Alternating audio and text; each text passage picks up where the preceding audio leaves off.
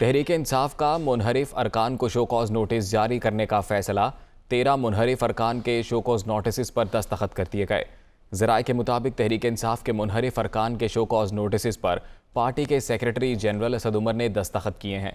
वज़ीर आज़म की ज़ेर सदारत सियासी कमेटी इजलास में मुनहरिफ अरकान को शो कॉज जारी करने का फैसला किया गया था। ज़राए का कहना है कि शो कॉज नोटिस में मुनहरिफ अरकान से वजाहत तलब की गई।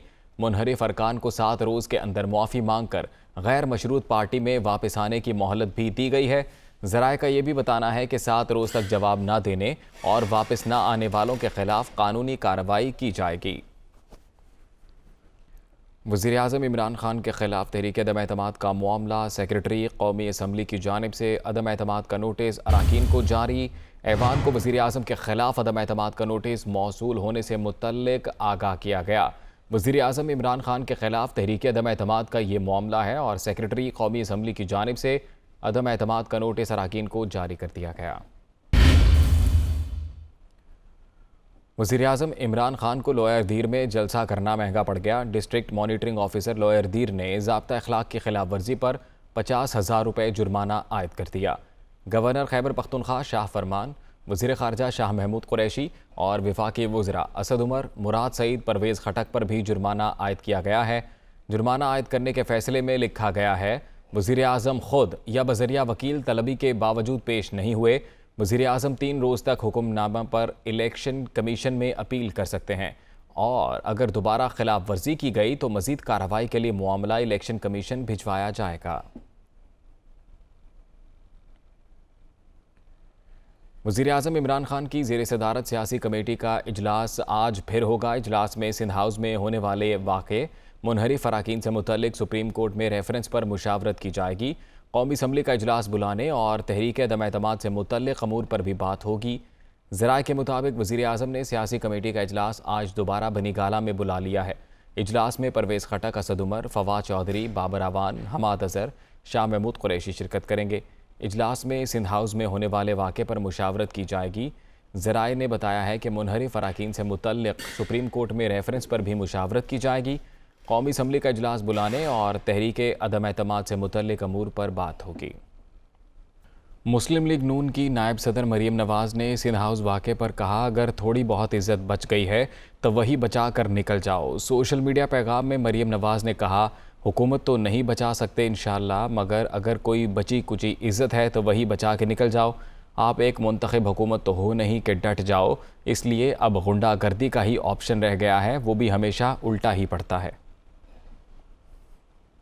वज़ीर ख़ारजा शाह महमूद कुरैशी ने कहा है कि सिंध में गवर्नर राज लगाने का कोई इरादा नहीं, इत्तेहादी हुकूमत का साथ नहीं छोड़ेंगे। मुनहरिफ अरकान फैसले पर नज़र सानी करें। PTI में -1 की कोई गुंजाइश नहीं। असद उमर का कहना था, बाज़ मुनहरिफ अरकान ने राबते किए हैं। फवाद चौधरी कहते हैं, आर्टिकल 63(1)(a) की तशरीह के लिए सुप्रीम कोर्ट में रेफरेंस पीर के रोज़ दायर होगा। वो प्रेस कॉन्फ्रेंस कर रहे थे। सिंध में गवर्नर रूल ऐसा कोई इरादा न था न है।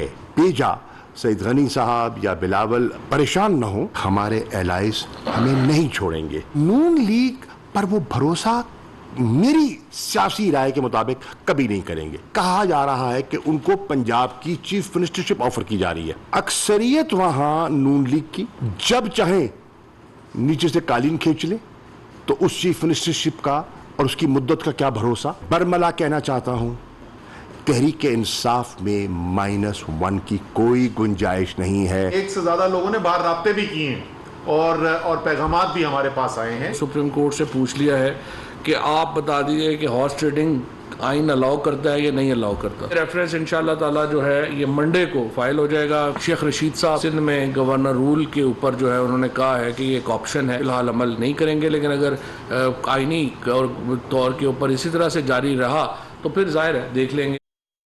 PTI के मुनहरिफ MNA राजा रियाज ने कहा है कि वज़ीर आज़म इमरान खान के खिलाफ तहरीक अदम एतमाद 100% कामयाब होगी।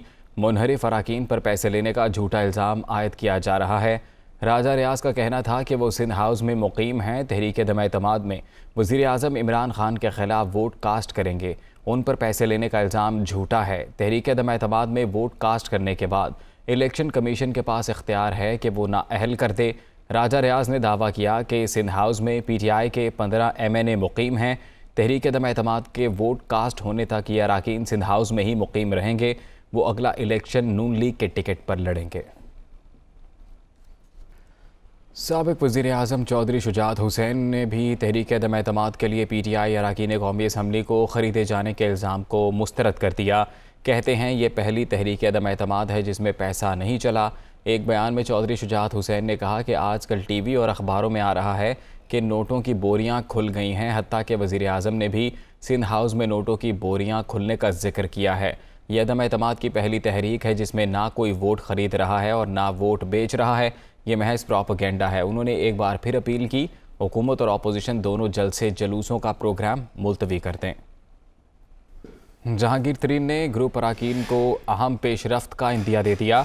तरीन ग्रुप के इजलास में अहम हुकूमती शख्सियात की जानिब से राबते की कोशिश भी ज़ेर बहस रही।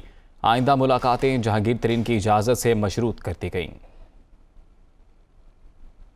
मॉडल टाउन लाहौर में जहांगीर तरीन ग्रुप का अहम इजलास। रहनुमा PTI जहांगीर तरीन ने वीडियो लिंक के जरिए शिरकत की। अरकान ने जहांगीर तरीन को मौजूदा सियासी सूरत हाल पर ब्रीफिंग दी। इजलास में हमजा शहबाज और परवेज इलाही से मुलाकात के बाद तमाम मामलात का जायजा लिया गया। तरीन ग्रुप की अक्सरियत ने अपोजिशन का साथ देने की हमायत की। अरकान असम्बली ने कहा कि मानस मुज़दार ऐलान पर कायम है। मौजूदा सियासी सूरत हाल में हुकूमत के साथ नहीं चल सकते। ताहम हतमी फैसले का इख्तियार जहांगीर तरीन को दिया है। तरीन ग्रुप ने इजलास का एलामिया भी जारी किया। एलामिया के मुताबिक तरीन ग्रुप ने सिंध हाउस पर धावा बोलने की मजम्मत की। अरकान ने कहा कि हुकूमती इमाम पर सिंध हाउस का घेराव और तोड़ फोड़ पर तशवीश है। इजलास में तरीन ग्रुप से चंद अहम हुकूमती शख्सियात के राब्ते भी ज़ेरे बहस रहे। आइंदा इन शख्सियात से मुलाकात जहांगीर तरीन की इजाज़त से मशरूत कर दी गई। इजलास के शुरका से जहांगीर तरीन ने खिताब भी किया। जहांगीर तरीन ने सियासी सूरत हाल में अहम पेशरफ्त का अंदिया दिया। जहांगीर तरीन ने ग्रुप के अरकान को मुत्तहिद रहने का पैगाम दिया। तरीन ग्रुप ने मजीद मुशावरत जारी रखने पर इत्तफाक किया। इजलास के इख्तिताम पर शुरका के एजाज़ में पुरतकल्लुफ़ इशाया दिया गया। मुस्लिम लीग नून की तर्जुमान मरियम औरंगज़ेब ने वज़ीर आज़म इमरान खान को घर जाने का मशवरा दे दिया। कहती हैं इमरान साहब 22 करोड़ अवाम आपको घर जाने के वास्ते दे रहे हैं।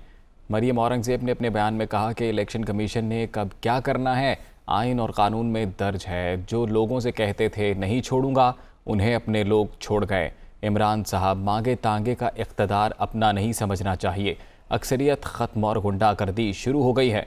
आप अक्सरियत का एतमाद खो चुके हैं। सियासी मुखालफीन और मीडिया के बाद इमरान साहब और किराए के तर्जुमानों ने अब अपने ही अरकान को भी गालियां देना शुरू करती हैं। वफाकी वज़ीर इंफॉर्मेशन टेक्नोलॉजी अमीनुल हक का कहना है कि मुल्क की सियासी सूरत हाल हर दिन बदल रही है। MQM ने 20 मार्च को मुशावरत के लिए इजलास तलब कर लिया। बोले अच्छी बात यह है सिंध हुकूमत की जानिब से हमारे मुतालबात सुने जा रहे हैं। सियासी जमातों से राबते रहने चाहिए। हतमी फैसला राबता कमेटी कारकुनान के इजलास के बाद करेगी। हमने 20 तारीख को MQM पाकिस्तान ने जनरल वर्क का इजलास तलब कर लिया। कारकुनान से आरा ली जाएगी, उनसे पूछा जाएगा, फिर उनके मशवरों के बाद राबता कमेटी मशावरत करेगी और राबता कमेटी मशावरत के बाद मेरे हाल पर फाइनल फैसला करेगी। किसी भी मौके पर अगर आपका ज़मीर जागता है तो आप पहले आपका अमल जो बनता है वो रिजिग्नेशन बनता है और उसके बाद फिर आप आगे की तरफ चलें। एनीवे हर सियासी पार्टी का अपने मामलात हैं। हमने चीफ मिनिस्टर हाउस के सामने मुजाहरा भी किया, अपने मुतालबात लेकर गए। अच्छा अमल ये है कि हम हमारे मुतालबात को सुना जा रहा है। सुनने के लिए हम उनके साथ बैठे भी हैं और मेरा ख्याल है जब मुतालबा सुना जा रहा है तो अगला स्टेज क्या, अगला स्टेज ये है कि उसको हातमी शक्ल देने की कोशिश की जा रही है। तो मैं समझता हूँ कि ये चीज़ें प्रोसेस में है। जैसे जैसे मामला आगे बढ़ेंगे इवेंट अनफोल्ड होता चला। जहाँ तक अंपायर का ताल्लुक है, माजी में भी अंपायर की तरफ से कम अज़ कम मुझे कभी भी कोई इशारा नहीं आया और मैं उम्मीद करता हूँ कि मुस्तक़बिल में भी मेरी तरफ कोई इशारा नहीं आएगा। सिंध असम्बली में कायदे हिज़्ब इख्तिलाफ हलीम आदिल शेख कहते हैं कि बिलावल और जरदारी लोटा क्रेसी जिंदाबाद का नारा लगाते हैं। गवर्नर आज खप्पे टॉप ट्रेंड बना हुआ है। वो सिंध असम्बली में प्रेस कॉन्फ्रेंस कर रहे थे। बेनज़ीर का नारा था democracy is the best revenge. Bilawal Zardari और आसिफ जरदारी का नारा है लोटा cracy is the best revenge. वोटों की ख़रीदारी और नोटों की पहरेदारी के लिए SSU का इस्तेमाल किया जा रहा है। नोट कौन से हैं? ये अजरक टोपी वालों के नोट हैं। सिंध की आवाम भी चाहती है कि जी कल से जब से आवाज़ चली है शेख रशीद टॉप ट्रेंड बना हुआ है। कल से सोशल मीडिया पे ख़ास तौर पे सिंध की आवाम का टॉप ट्रेंड है। लोग कहते हैं गवर्नर राज खपे, क्यों खपे? जब एक हकीम सईद के कत्ल पर गवर्नर राज लग सकता है तो इस 2022 में 50 के करीब लोग डकैतियों में इसमें उसमें मार दिए गए हैं सिंध के बेटे, उसके ऊपर गवर्नर राज क्यों नहीं लग सकता? वफाकी वज़ीर मुराद सईद का कहना है कि मुनहरिफ अराकीन के खिलाफ अवाम सरापा एहतजाज हैं। ज़मीर बेचने और ख़रीदने वालों को जवाब देना होगा। अपने मुफाद के लिए लड़ने वालों का इमरान खान से मुकाबला नहीं बनता। उन्होंने इस्लामाबाद में प्रेस कॉन्फ्रेंस की। फैसलाबाद में जो एक एमएनए था उसके शहर में भी लोग निकल आए, दूसरी जगह पे लोग निकल आए कि एक तो जमीरों के सौदागर है, दूसरे जमीर फरोश है। इमरान खान के साथ तो इनका मुकाबला है नहीं, कर ही नहीं सकते। जो एमएनए चाहे वो नून लीग का हो, पीपल्स पार्टी का हो, वो अगर इस साजिश में हिस्सा बनेगा वो सवालों के जवाब देगा। ये जो लोग यहाँ पे रोजाना सर्कस लगाते हैं ये मान ही नहीं रखते क्योंकि जाती मफादात की जंग लड़ रहे हैं। वज़ीर आला पंजाब उस्मान बुज़दार का कहना है कि अपोजिशन आग से खेल रही है। बदकिस्मती से मुखालफीन ने पाकिस्तान के मुफादात को दाव पर लगाया हुआ है। वज़ीर आला पंजाब सरदार उस्मान बुज़दार से सूबाई वज़ीर स्कूल्स एजुकेशन मुराद रास ने मुलाकात की। इस मौके पर वज़ीर आला का कहना था, हुकूमत के ख़िलाफ़ हर साजिश नाकाम बनाएंगे।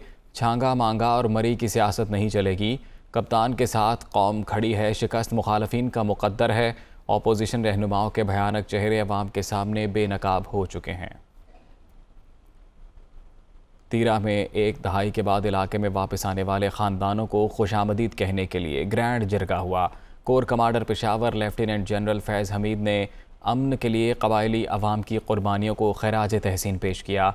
ISPR के मुताबिक इलाके में वापस आने वाले 15,691 ख़ानदानों के 1 लाख के करीब अफराद की बहाली की जाएगी।